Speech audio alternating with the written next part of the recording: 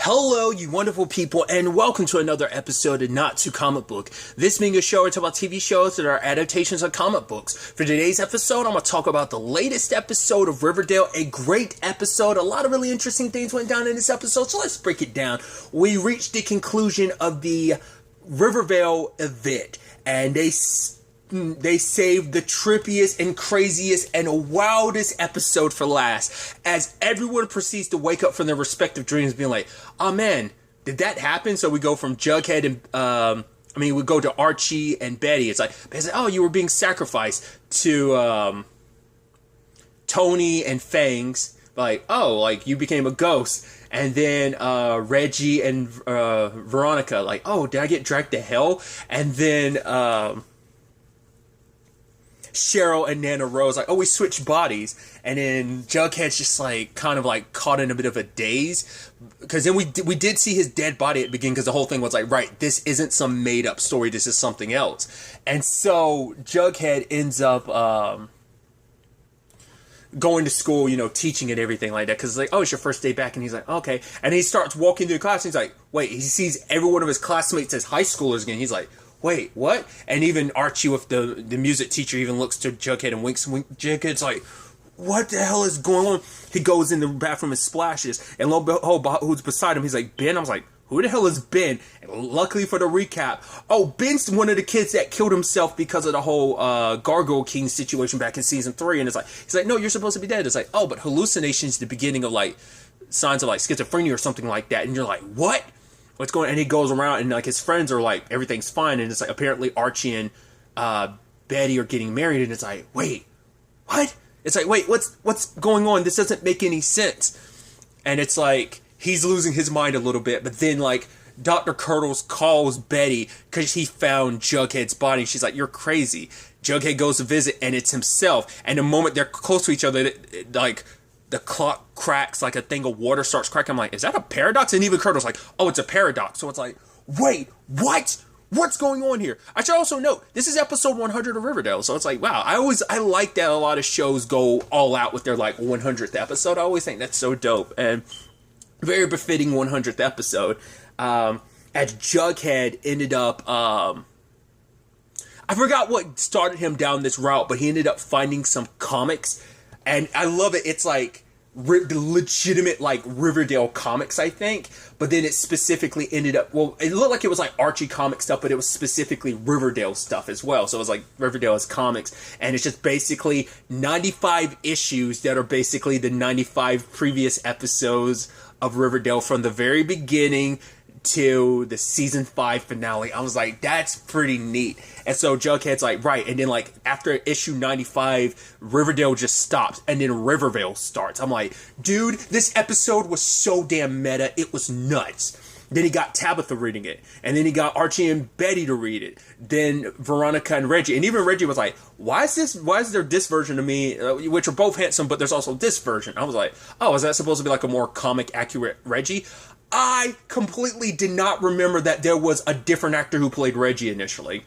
And I like that they play with that a little bit. Oh, dude, it's so wild. Because even Jughead was like, oh, your brother Jason died. And she's like, no, my brother's much alive. And Jughead's like, wait, what? No. And it turns out Jason's alive. And I was like, if he's alive, wouldn't that be the pinnacle thing? Cause I was like, didn't this all start because of Archie and Archie's like bedroom exploding? But I was like, if Jason's alive, because that's a significant event in Riverdale. So I'm like, maybe I was kind of confused for a second. Cause I was like, wouldn't that be it? Like, that's why I was thinking like is Cheryl the cause of this? Is Jason being alive the cause of it?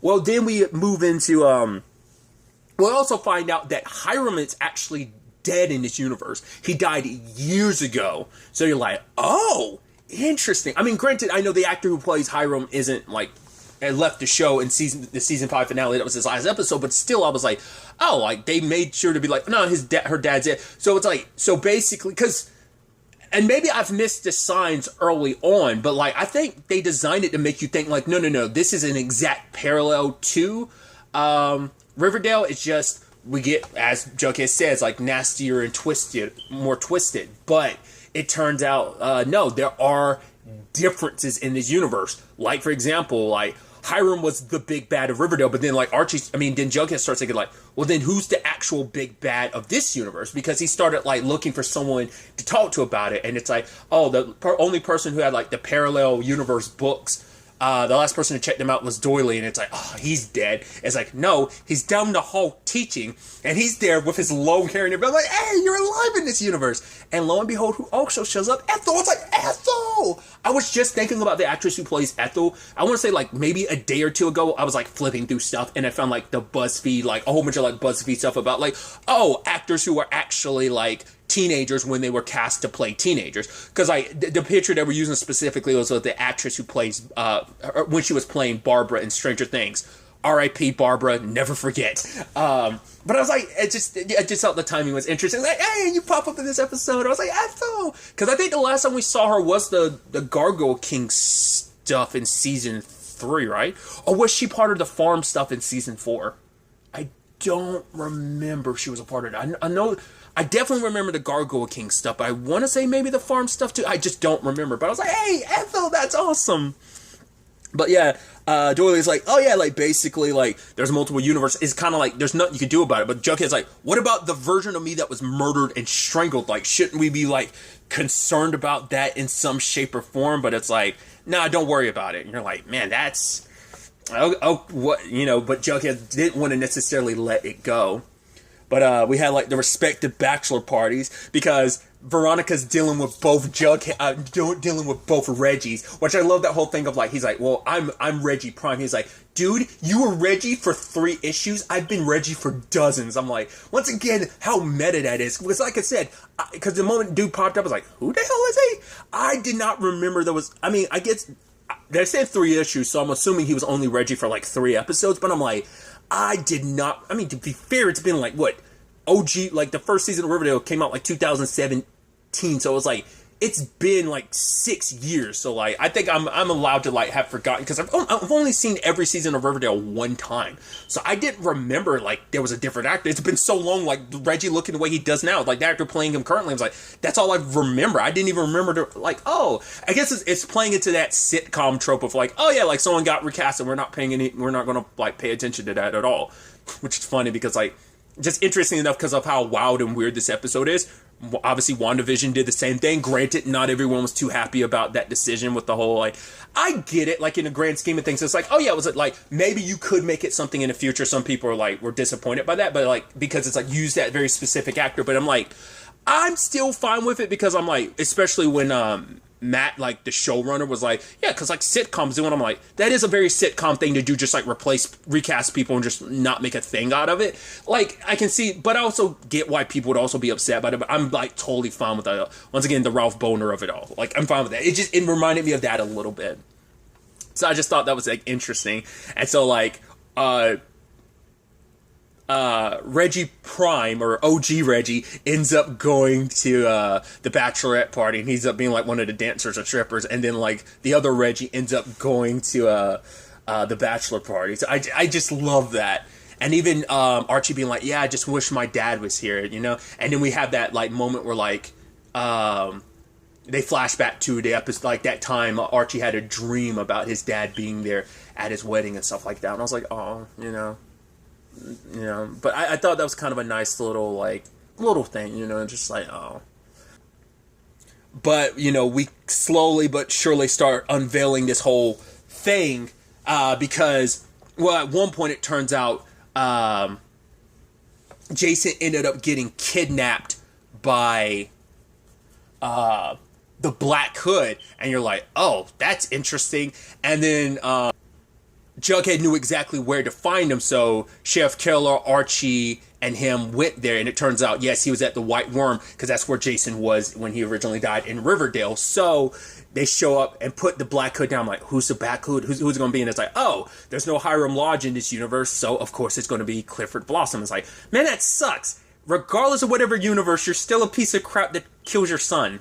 I wonder why was he trying to, like, do that to his daughter? Like, why was he trying to, like, I mean, why was he, I mean, he had his reasons in the other universe, but I was curious, like, what his reasoning for it, like, also asking for a asking for a ransom like that. Maybe he's like, maybe because he was cut off from the family. So like in this universe where like Penelope typically does that type of stuff, like manipulative, complicated stuff, like in Riverdale, maybe in this particular universe it's supposed to be that he does that. So I actually didn't notice until recently because I was listening to the Weekly Planet, and they were I want to say it was like Mason brought it up, like the Black Hood. I didn't know that. Apparently, the Black Hood in like some of the Archie comics is a hero, but they made him the serial killer in the comic. I mean, in this series, I was like, oh, that's a really interesting twist to make it like that. I mean, you know, Riverdale is kind of a dark, effed up, you know, Archie, but I mean, also like, you know, the Archie comics apparently get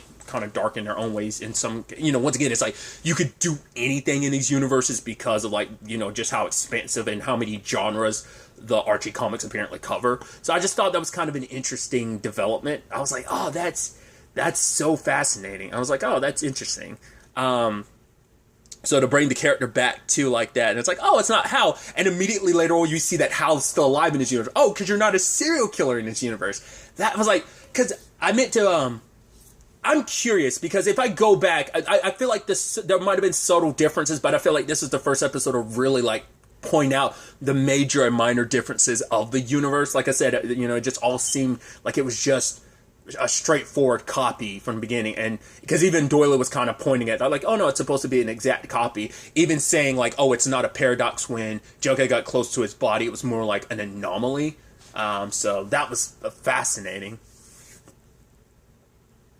But the problem is, when that was all said and done, it turns out Cheryl actually got killed. It also seems like in this universe, at least in that moment, it seemed like Cheryl and Tony were still together, weren't they? Because she was like, oh, babe, or something like that. I was like, aren't you and Fangs together? Like, what was that? You know? But Cheryl ended up dead, and she got strangled. You're like, wait, so if it wasn't Clifford Blossom, and it's not Hiram because he's already dead in this universe, like, who the hell is the bad guy of this universe, you know?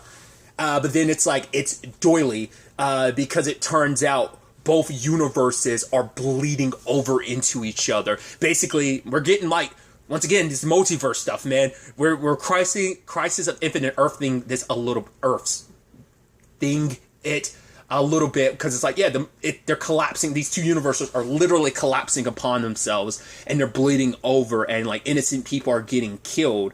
But it's like, because Doily decided, like, oh, like, I want to be the scientist that discovers all this, and, you know, I'll be the one to be able to witness it, and blah, blah, blah, blah. But he's also saying, like, there's no stopping it. But Ethel ended up poisoning him because he's a madman. But luckily, they found a way to preserve Riverdale, but not Rivervale, because essentially it seems like Rivervale was never meant to exist, because Riverdale is the prime universe. So, like, once again, some Crisis on Infinite Earth type of thing. I'm just like, yeah, this is supposed to be the prime universe, so we got to preserve it. But basically, we're going to have to recreate the moment that Riverdale was born. It was that moment at the end of issue 95, the season 5 finale, where the bomb went off, because it was an amalgamation of so much. It was a moment of creation and destruction. You had Archie and Betty's love, Hiram's hate. There was some palladium nearby, so there's that little bit of that science. But you also had, at the exact moment, Cheryl cursing the entire town, so a little bit of magic. All those moments conversing in that one moment led to Rivervale being born. So now it's like they have to basically recreate it. The process being, have to basically set off another bomb to kind of create, you know, event similarly enough. And in that moment, it's like, right, but Jughead, despite, you know, it is that thing of like, right, we are going to be killing an entire universe, but it's like, right, this universe was never meant to exist. Riverdale is the one that's supposed to exist, so, you know, this is the only way to end this. And it's like, but despite that, Jughead doesn't want to kill Betty and Archie, especially because they're trying to get married. Like, I don't want to do this to them. But he thinks about, right, like, what about me and Veronica? If we're not, like, what are we other than, like, the counterparts to Archie and Betty? So he ends up deciding, and he goes to Veronica about, which Veronica had to deal with the aftermath of the two Reggie things, which I love that she was like, oh, like, you know, it's like, oh, why don't we have some fun and stuff like that? Which, like, Reggie's like, I'm not big into sharing. The other Reggie's like, well, me neither. And she's like, well, truth be told is, Veronica Lodge is too much for even one of you alone. So it's like, basically figure this out, because like she came back and found them like had each other in a headlock. She's like, you're acting like children. You're both grounded. They're like, what? That's not fair. And she's like, because I'm tired of this like machismo stuff. So she's like, you better figure this out by the time I get back here. And they figured it out with a duel where they ended up killing each other. She's like, you idiots. I didn't mean you to literally duel it out like by settle it. So it's like, cool. This parallel universe kind of sucks right now anyway. So it's like, if it has to disappear or whatever. And I love the whole line of, well, let's make Jughead canon. Which I'm like, have they ever been canon in the comics? Probably have. I was like, that was actually really cute. Because they've hinted to like, you know, but it was never really anything more than just like making out. They never ever went further than that one episode it was kind of referencing. But I love that, as I write, we're getting ready for this, and even Jughead's like, right, I'm reading a comic about a life that I'm starting to feel nostalgic about, even though I've never lived it. It is weird, because even then, it's like, cause when him and Tabitha initially were reading it, it's like, right, like, this can't be our lives. But it's like, right, they start remembering, like, well, we don't remember much before that. Like, we're so sure about our realities, which is like, once again, the meta element of this.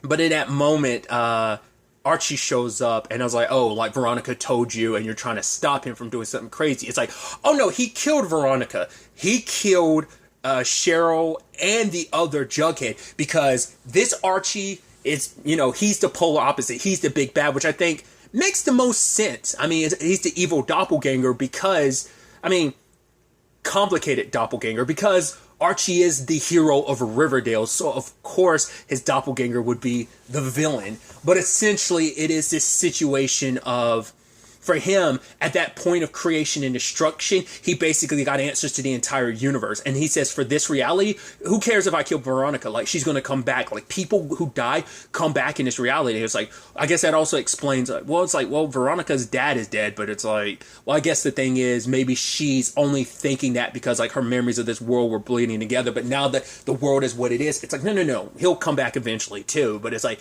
yeah, everyone who dies does. So that's why, like, people who are dead are kind of alive in this universe. So, and for Archie, you know, and once again, it's the sad thing, at the heart of it all, he's the boy still wanting his dad to be alive. He's like, if there's like a 0.0001% chance that my dad will come back, because there's no way he'd miss my wedding, you know. It's like, because he'd want his dad to be there at such a monumentous moment in his life. You know, it's a hard thing to go through that without the person who was his hero, you know, his foundation. And, you know, like, you know, Fred is a big reason why Archie is who he is, you know?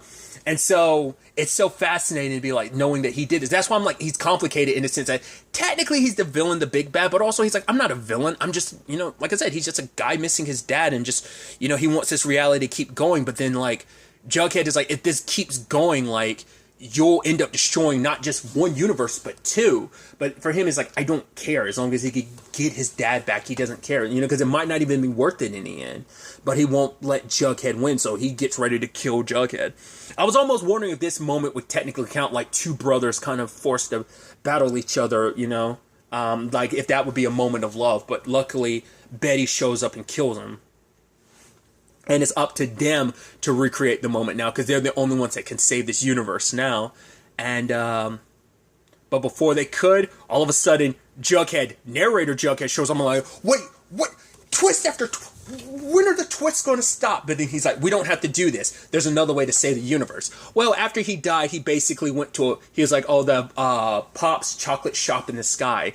And then it's basically it's a peaceful place. It's basically everyone wearing their comic book accurate costumes and stuff like that, which they've done that one time. Like, it was like a nightmare sequence. And like I believe that was the first season when that happened. Maybe that was a later season, but I'm pretty sure it was a first season thing of like, it's only happened once. They've never really utilized it, but in this moment it's supposed to. And I like that, just seeing everyone in their classic costumes and together. And it's a giant comic shop and everything.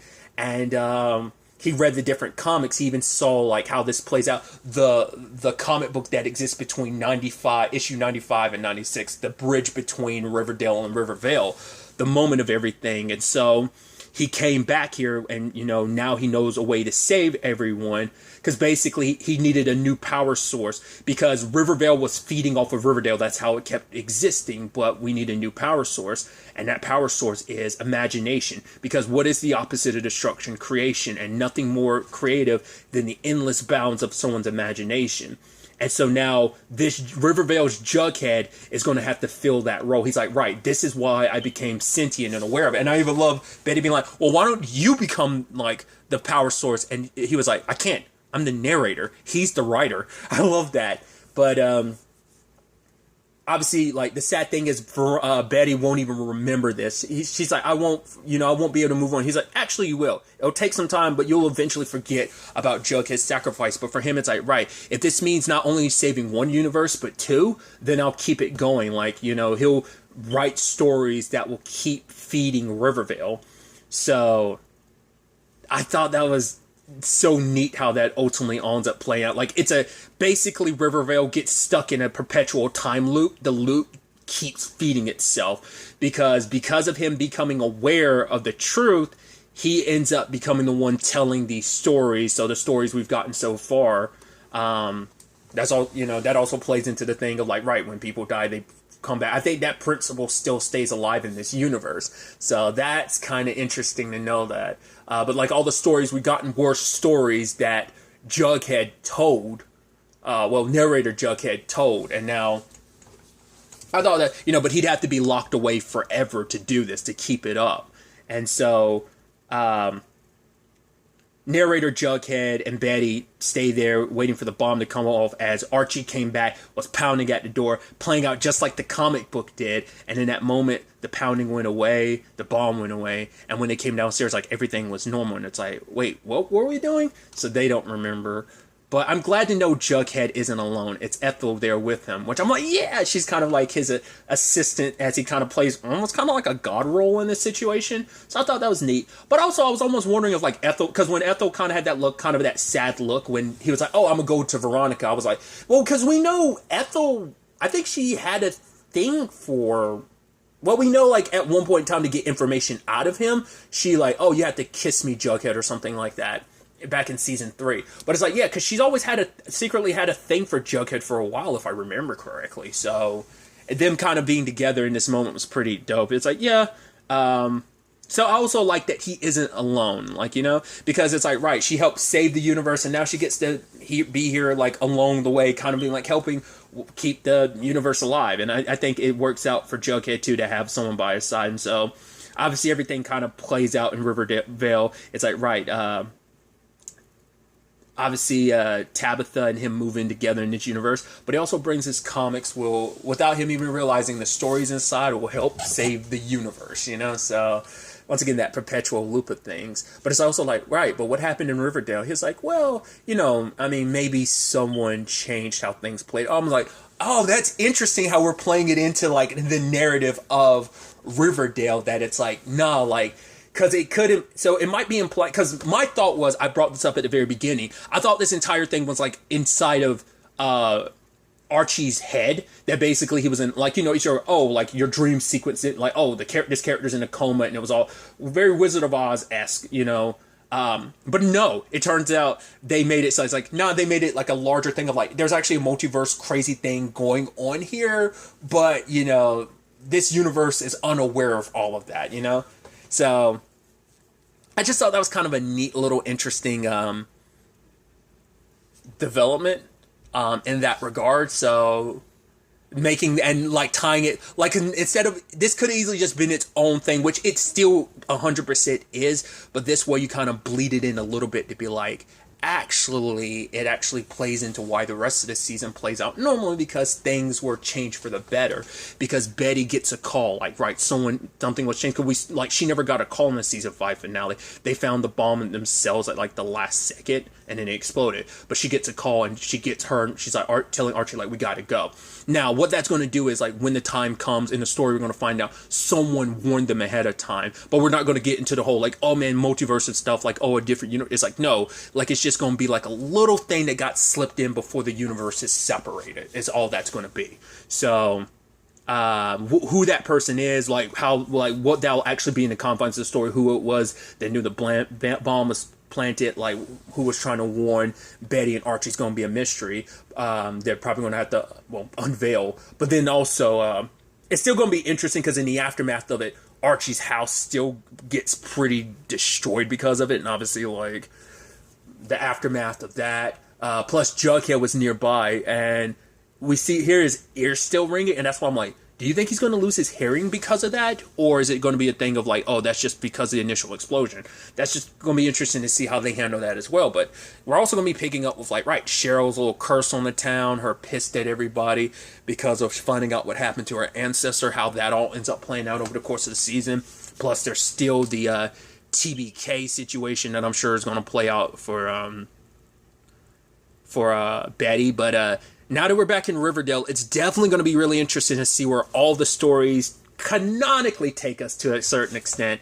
But like I said, this is a nice, like, crazy event because, like I said, unlike the Armageddon thing, which I was aware of, because I avoided the trailers for season 6 of Riverdale because it had the Sabrina thing, I didn't know that there was an event like this. So this was a nice, interesting surprise. It was weird being able to do, like, the crazy stuff that Riverdale can't necessarily do, because yes, it's weird and crazy, but like it's not as weird and crazy as like the multitude of the Riverdale comics. But I think a lot of people expected it to kind of stay grounded, and it just like, and to some extent it hasn't gone like too bananas, but this was their chance to be like, you know what, let's get bananas, like let's get off the walls bonkers bananas. And I loved it. It was just a great event, and I'm really excited to see where everything takes us going back into what is just Riverdale and where things take us going forward. Riverdale will be returning on March 6th, which is weird. That's so interesting that it and Flash are moving to not just different nights, separate different nights, which I think is so fascinating. But regardless, it's going to be interesting to seeing this on Sundays too, interestingly enough. But like I said, I'm excited to see what happens when we return to Riverdale. But we'll just have to wait and see. But really, that's all I want to talk about. So the next time we meet, be happy, be safe, live life to the fullest, and enjoy it. Good day, and goodbye.